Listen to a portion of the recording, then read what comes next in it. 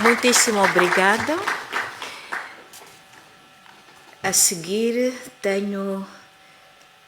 permitam dizer a elevada honra de pedir que a Mamã Graça nos dirija a palavra. Se pretender, pode vir para aqui, não? Muito obrigada e bom dia a todos. Bom dia. Eu agradeço todas as palavras de carinho que me foram dirigidas e quero simplesmente dizer que eu cresci num período em que viver, trabalhar era servir. Servir e servir sempre. E tive esse privilégio de ser moldada dessa maneira. E talvez a única coisa que eu possa aceitar como mérito é que eu não mudei de caráter. Continuo com o sentimento de que estar e ser parte de uma sociedade é servir. Por isso eu quero agradecer, mas eu quero dizer que agradeço àqueles que me moldaram e me fizeram a pessoa que eu sou. Este diálogo foi convocado por Sua Excelência o Presidente da República como uma forma de trazer a família moçambicana a olhar-se nos olhos, a questionar-se, mas também a edificar-se de novo como família. Eu quero com isso dizer que, contrariamente ao meu camarada, que disse bem que ele já participou em vários exercícios desta natureza e que já perdeu a esperança. Acha que este exercício não vai produzir nenhum resultado. Eu comecei com a afirmação de que eu estou para servir. Eu quero usar esta oportunidade para solicitar a cada um de nós: não percamos esta oportunidade. Não deitemos fora esta oportunidade de diálogo, mas pelo contrário, façamos um diálogo sincero, honesto. Tenhamos a coragem de, como ouvi aqui algumas intervenções, a coragem de tocar as nossas feridas, deixá-las sangrar, sim, mas sangrarem que é para nós iniciarmos o processo de cura e de cicatrizar. Eu creio que o Presidente, quando institui este processo, é exatamente para nos permitir isso. Nunca é tarde. Não se deve dizer não vale a pena. Vale sempre a pena quando nós todos nos engajarmos num processo em que fazemos com, insisto, com honestidade, com sinceridade e com interesse coletivo de tocar as nossas feridas, deixá-las doer, sim, mas depois disso iniciarmos um processo de sarar e cicatrizar. Eu vou começar pelo este último período das manifestações, que foi a causa última, não é? Para se convocar este diálogo. Eu acho que é preciso reconhecer Primeiro, aliás, é preciso separar aquilo que na linguagem religiosa separar o trigo do joio. É preciso reconhecer que as manifestações foram inicialmente convocadas para protestar contra os resultados eleitorais, porque o processo eleitoral foi mal conduzido. Portanto, é preciso aceitarmos que o processo eleitoral foi mal conduzido. E se for mal conduzido, então temos que identificar quais foram os pontos essenciais que baralharam todo o processo eleitoral e depois concluímos que o resultado não era aceitável. E isso significa o quê? Se nós aceitamos esse processo, não quer dizer que vamos delegitimizar os órgãos que apareceram, porque são os órgãos que temos. Não temos outros. Temos de trabalhar com eles. Mas temos que aceitar que as eleições foram mal conduzidas. Essas eleições foram mal conduzidas, então é preciso ver como é que nós... Eu sei que há um grupo que vai tratar disso, mas no sentido de reconciliação, que é o nosso debate hoje, não podemos deixar de dizer que, enquanto não houver instituições primeiro, instituições eleitorais com credibilidade, com imparcialidade, com competência e com integridade, enquanto não houver essas instituições, então não vale a pena ter eleições. E nesse caso, perguntar como é que nós vamos constituir as instituições que vão dirigir os próximos processos eleitorais. Se nós dissermos só, é preciso eleições justas, a primeiríssima coisa que se tem que fazer é que as instituições que vão gerir as eleições têm que ter credibilidade. Nós todos temos que nos ver refletidos e sentirmos tranquilos de que aquelas instituições vão organizar, vão dirigir, vão preparar os resultados de uma forma transparente e, por isso, com justiça. E todos nós nos vamos sentir tranquilos. Eu creio que o segundo ponto que eu quero fazer sobre isso é de que as manifestações, quanto a mim, na sua intenção inicial, são legítimas. Não podemos continuar a dizer apenas que todo o processo das manifestações foi ilegítimo. É verdade que deviam ter apresentado os pedidos de por onde é que vão marchar, começar, etc. Mas a reação, ela, era legítima. Só que, no processo, as manifestações foram infiltradas.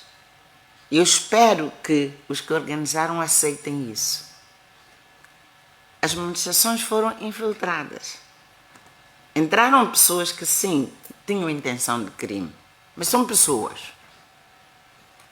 Eu não quero descrever aqui o que é que significou crime, mas houve ações criminosas que se infiltraram numa manifestação pelo resultado eleitoral e contestar sobre o resultado eleitoral era legítimo, mas foi infiltrado. Há um outro grupo, esse não é infiltrado, eu vou dizer que aderiu. Há um outro grupo, a maior parte de jovens que aderiram são os tais meninos meus, que aderiram porque tinham fome. São os que atacaram os armazéns e saquearam os armazéns, levaram comida para casa. E levaram aparelhos e coisas, mas para ir vender e comprar comida. Portanto, houve 3 grupos ali. Não podemos tratar tudo isso, quer dizer, como se fosse legal. criminoso. Houve intenção de protestar contra as eleições, porque elas foram mal organizadas, esse é um objetivo legítimo. Houve infiltração de elementos que cometeram crimes, que deliberadamente foram queimar fábricas e tudo. Não foram os meus meninos que queimaram as fábricas, não. Os meus meninos foram atacar armazéns porque tinham fome e levaram comida para casa. Então eu acho que nós tínhamos que caracterizar um bocadinho o que foram essas eleições e aceitar.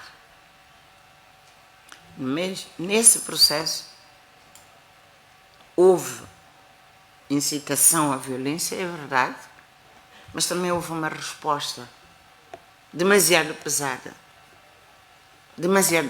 da polícia.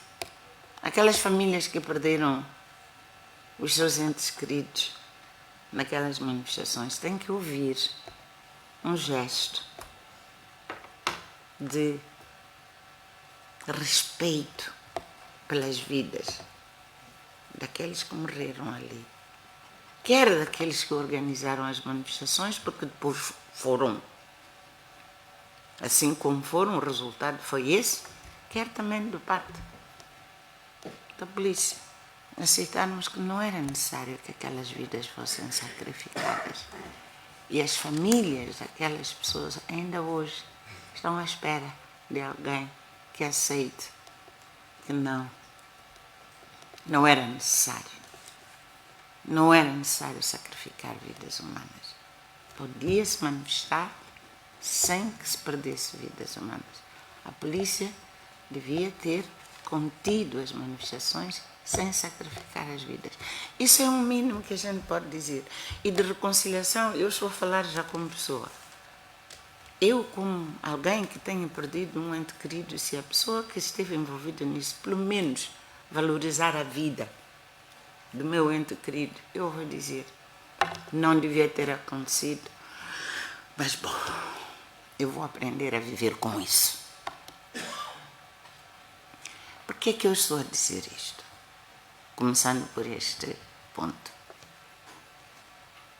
Nós tivemos, é verdade, a Guerra dos 16 anos. O objetivo, segundo, era para provocar a democracia. Mas o cômputo geral, eu era ministro de Educação nessa altura, o cômputo geral é que morreram, dizem, está documentado, 1 milhão de pessoas, dos quais 600 mil eram crianças. De 1 milhão de moçambicanos que morreram durante aquela guerra, 600 mil eram crianças. Esses meus meninos que morreram naquela guerra não tem nada a ver. Não tem absolutamente nada a ver com a luta pela democracia. Por isso, eu trago isto aqui para dizer que os moçambicanos têm que aprender a resolver os seus problemas exatamente através deste tipo de coisa que nós estamos a fazer. Falar uns com os outros, entenderem-se, apontar os erros uns dos outros, aceitar os erros de quem quer que seja que tenha cometido, aceitar, assumir responsabilidade e perdoar-nos uns aos outros. Mas nós não podemos continuar com uma prática de sempre que alguém se sentir injustiçado, não é assim? Sempre que se sentir injustiçado, organiza as coisas de maneira a sacrificar vidas de moçambicanos que não têm nada a ver com esse processo. Não podemos aceitar que isso seja uma prática. Temos que aprender a encontrar outras formas de manifestar o nosso desagrado, o nosso sentido de injustiça, mas nunca sacrificar pessoas que não têm absolutamente nada a ver com isso. Eu que estava a dizer aqui, de certa maneira, eu ia entrar nisso, a questão da fome, etc. Mas, na verdade, o que acontece? Esses dois exemplos que eu estou a trazer é que as pessoas envolvidas, quer de um como do outro lado, sentem-se heróis de terem feito aquilo. Porque manifestaram outros porque fizeram a guerra de 16 anos que sacrificaram para 1 milhão de pessoas. Olha, foram 1 milhão de pessoas mortas, como disse. 2 milhões de pessoas estavam no Malau. Eu visitei Malau. 2 milhões de pessoas. No total, nós tínhamos 5 milhões de pessoas deslocadas aqui dentro. Isso não estou a incluir os refugiados que estavam nos países vizinhos. Portanto, nós tínhamos à vontade perto de 3 milhões de refugiados, 5 milhões de deslocados no país, 1 milhão de pessoas que morreram. E depois disso tudo, estamos muito felizes porque conseguimos a democracia. A tal democracia que agora estamos a dizer que é a democracia que resultou em 94, parece, para aquilo que eu estou a ver, não foi uma democracia perfeita. Então aquele sacrifício humano serviu para quê? Não teríamos tido outras formas de nos comunicarmos e realmente com força dizermos isto não está certo, queremos mudanças, queremos transformações, mas sem aquele sacrifício humano. O meu ponto aqui é que este diálogo que nos permite apontar claramente onde é que foram os erros de cada um dos conflitos que nós tivemos. As causas dos conflitos. Resolvemos as causas dos conflitos. Mas isso como uma forma de que nunca mais os moçambicanos, quando estão zangados uns com os outros, nunca devem virar as suas armas contra este povo. Não é justo. Ninguém pode se sentir muito orgulhoso deste resultado assim. Temos os tais conflitos históricos. E, aliás, a Guerra dos 16 anos também teve alguns contornos de conflitos históricos. Eu não sou académica, portanto não vou poder nomeá-los. Mas é isso, professor. Temos que começar exatamente conflitos entre moçambicanos na era pré-colonial. Antes dos portugueses chegarem aqui, nós tínhamos conflitos entre nós. Nós devemos saber que se chamava de etnia ou do litoral para o interior, tínhamos os nossos conflitos e que ficaram depois na nossa psique. Acho que foi dito aqui muito bem. Eu lembro-me aqui no Sul dizia que não, esse não casa com aquele. Aqui também havia muito. Não vou mencionar que tribos, mas... quer dizer, não. Era um no-go area de lidar com certas tribos.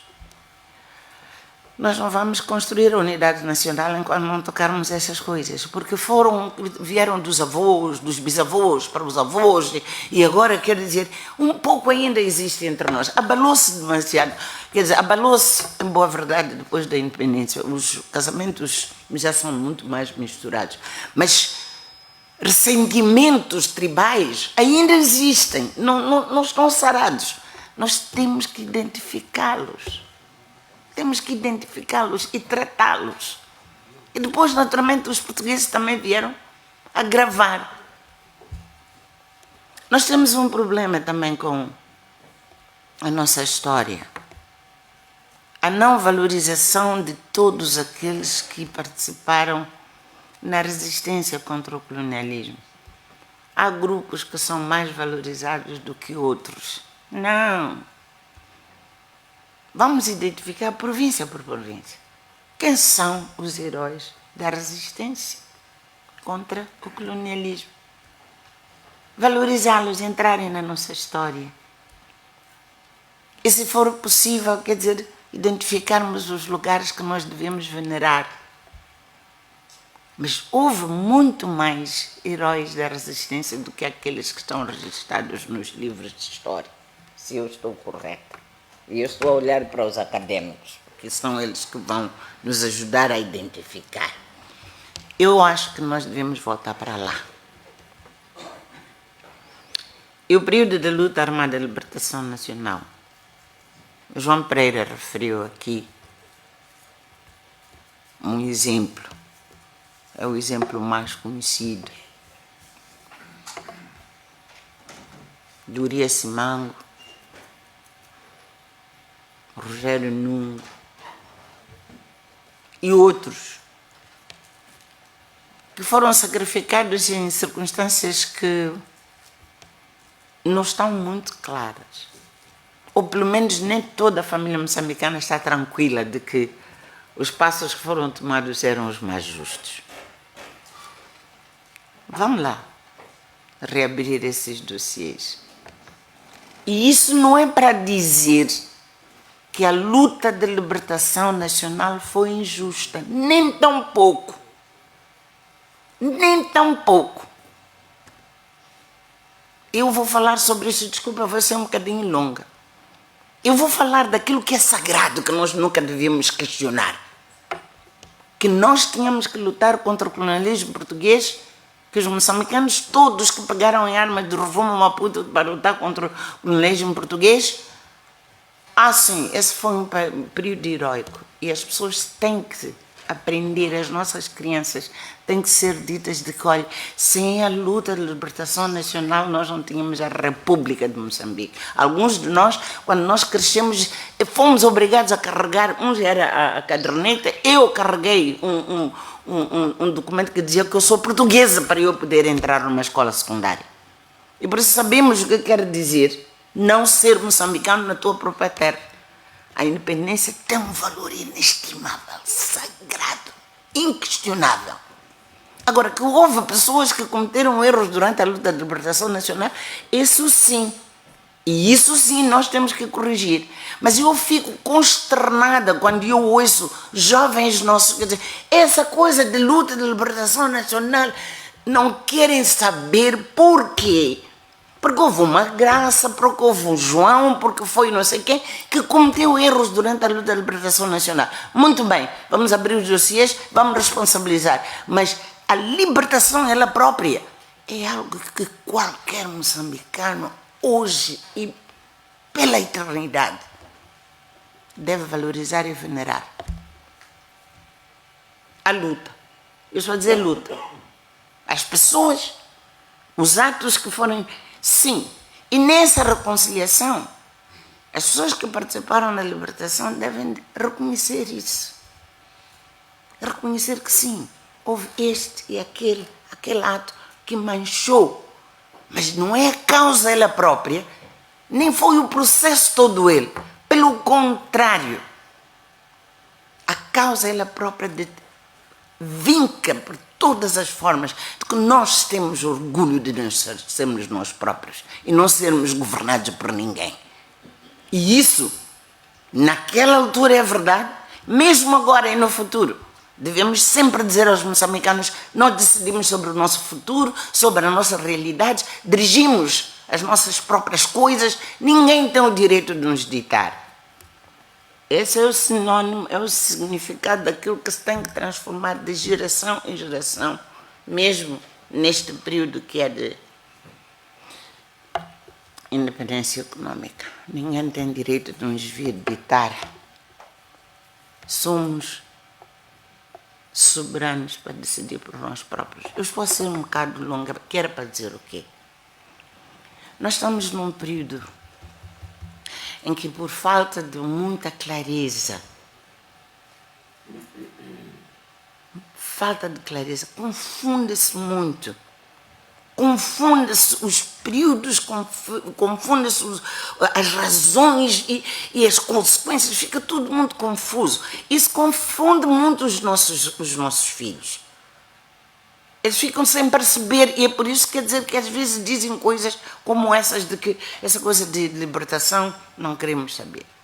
Agora, eu acho que sim, O João Pereira está parado ali. Ele dirigiu-se a mim pessoalmente.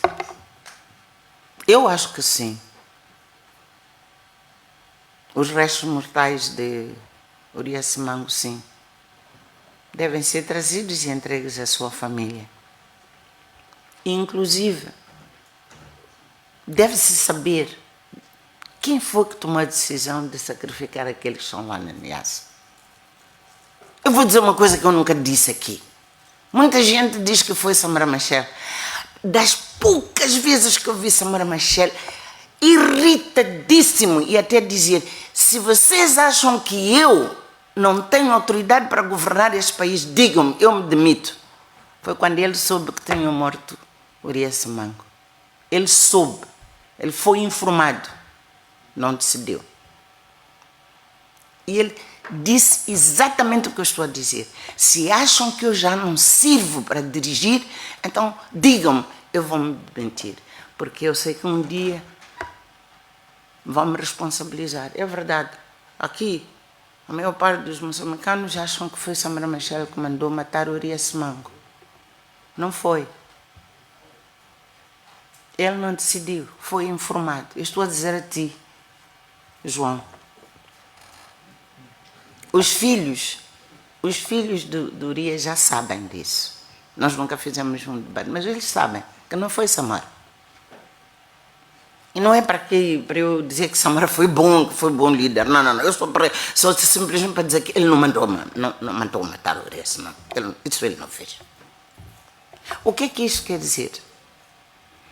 Que nós temos que ter essa coragem de enfrentar esses momentos e os erros que se cometeram. As pessoas... Mas é verdade. Eu sei lá. Eu não sei se algum dia depois vai se decidir que o Urias é herói. Isso já não é meu problema. Mas o que eu quero dizer é que sim, é justo. É justo que eles sejam com dignidade sepultados onde a família vai achar que devem ser sepultados. Todos eles, aquele grupo. Mas é um só, João. Há outros.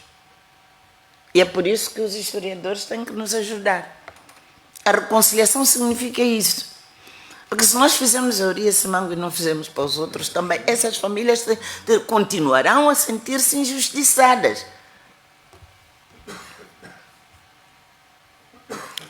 A reconciliação de que nós estamos aqui a falar, que o presidente Chapo, quer dizer, criou a plataforma, no meu entender, é um processo longo, não é algo que nós vamos resolver com a auscultação agora até próximo ano, não é? Não. Não. A auscultação vai até 2026. Agora, as eleições, a organização das eleições é que são outro processo.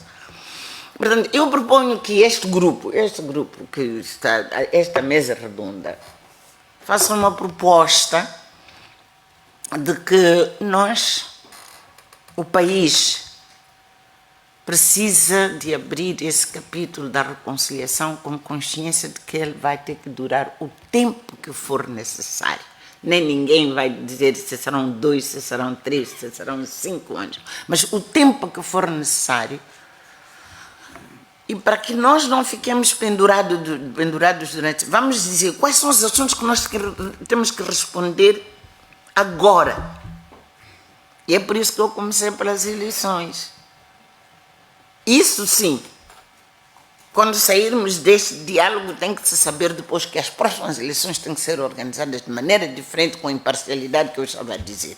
Isto tem que ficar arrumado, é imediato, é inadiável.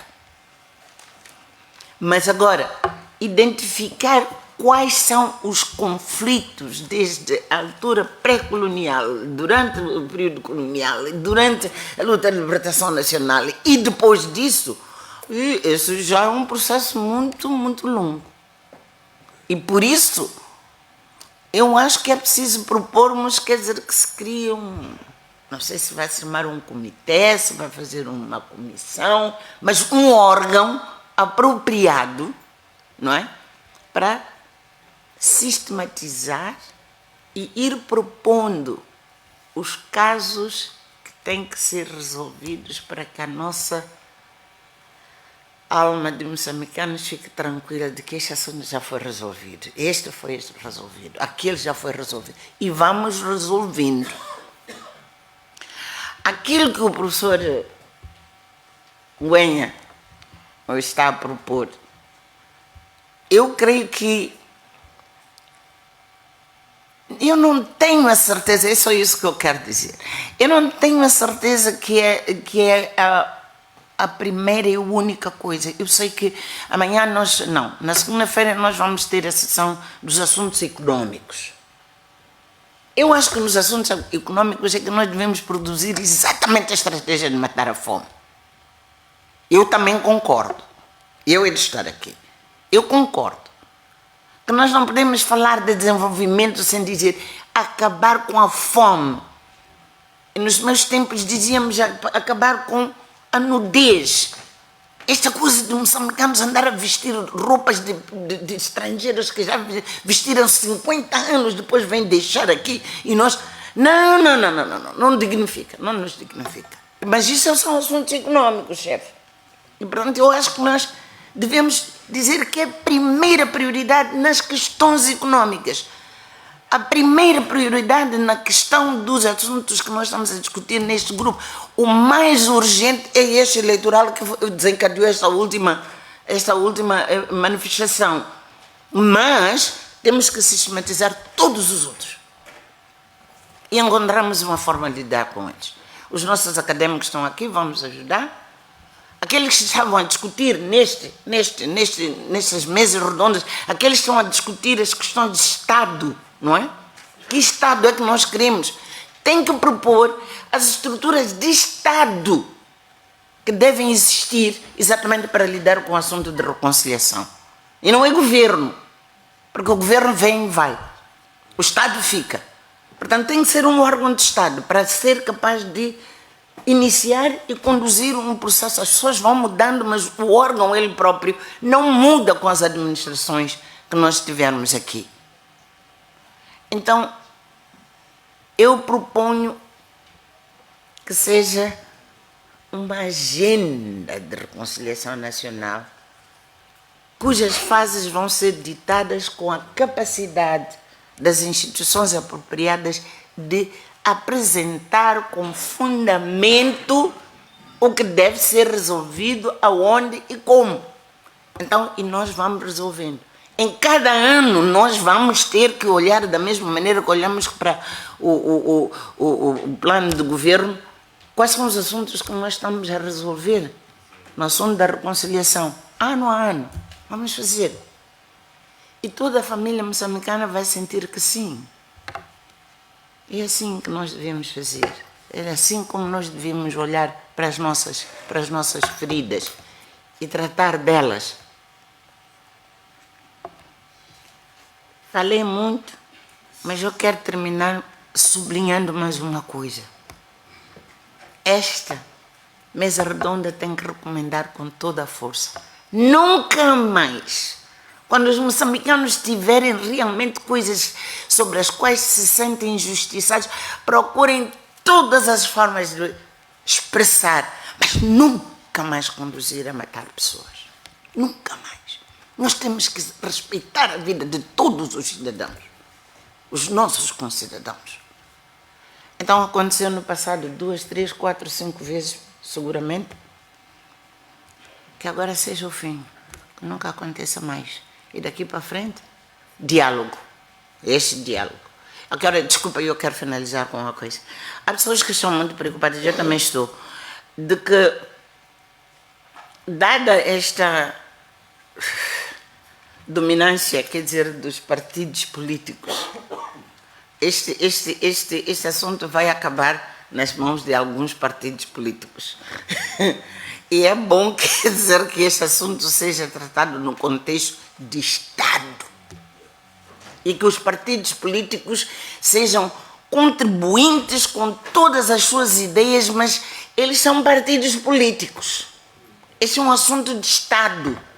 e sendo um assunto de Estado, é levado pelo Presidente da República com um órgão que ele criar para tratar desse assunto. Eu quero dizer com isto o quê?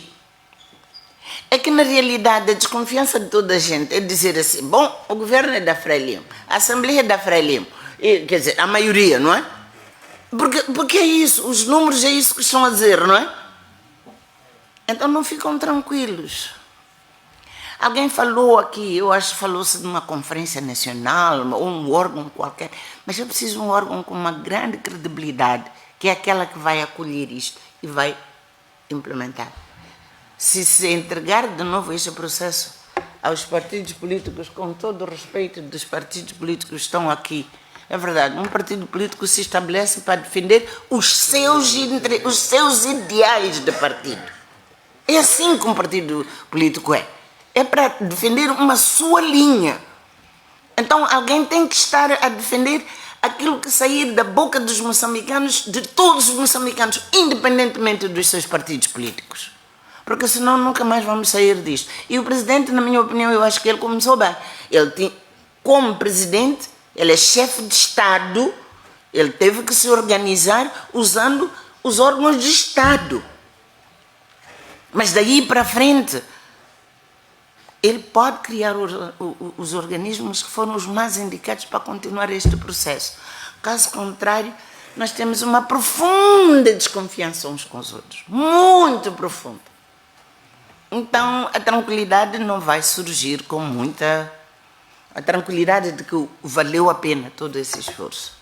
Como é que vão carregar isto e apresentar? Eu não sei.